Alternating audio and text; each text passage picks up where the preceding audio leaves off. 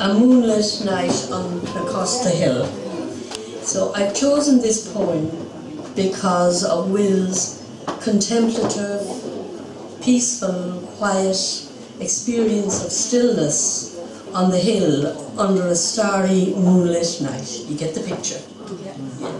The only sound he hears is of the murmuring rill, the river that flows down past his own house. We called it Kane's River. The bright stars are twinkling and the night air is still, except when disturbed by the murmuring rill.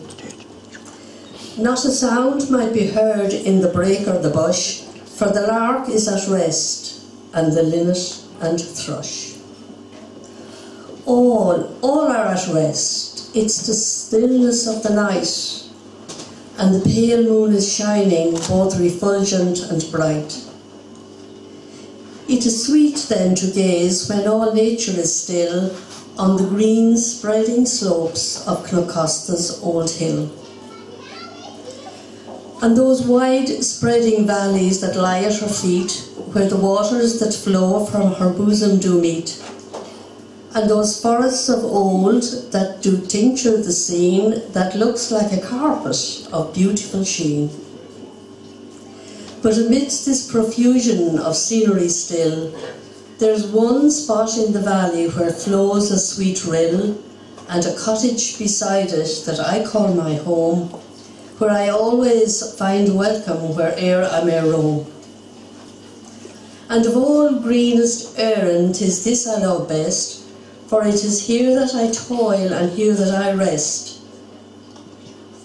When the bright moon doth shine and the night air be still, then oft do I muse by this sweet purling rill. Now the last verse is a cryptic clue as to the name of that river. So I know people here know the name, but it's just the teacher in him that used to set this little conundrum, if you like, for his pupils. So would you be able to make out the name of this river? The name of this rill in plain letters to find: a member curtailed is the foremost mind.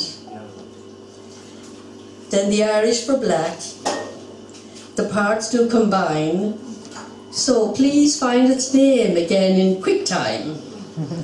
So the member curtailed is part of the body, thumb, and the Irish for black is dove, so it's the Tumdu River. We knew it as Kane's River. Yeah. And I was just thinking the other day, we used to kind of play in that river going home from school, and we probably had geography books in our bags with the names of all the famous rivers of Ireland, England, Scotland and Wales, and we didn't know the right name for the one where we had our feet in. And Garrod mentioned the Suntown School, and being from Suntown, I thought I might just read that, and the Suntown School of 1874. Now, the poem describes the scholars arriving for class at 6 o'clock in the evening, and very little has changed over the 140 years. The names of all these lads coming in for class: Gagans, Foxes, Rourkes, Kanes, Kings, Buckleys. Okay, so the Suntown School of 1874. Good night, I say, will you have a stool? Oh yeah, they used to sit on stools around a turf fire. Good night, I say, will you have a stool and come along to the Suntown School, where you'll be taught in every rule that Galbraith wrote upon. The teacher, he is young and plain, the simple roving Willie Kane, of rugged mind but clever brain when he is put upon. The scholars first, Tom Gagan is, for very seldom he is amiss, except a fair maid for to kiss or roll upon the heather. He got a bit distracted on his way. Then Willie Buckley, he comes next. He says that practice suits his text, and tear and tret has him perplexed, but yet he likes it all together. just how the teacher understands their pupils. Then after him is young Tom Fox. He wants to know what means the pox, but the Clara Road will give him the knocks if I be guessing right.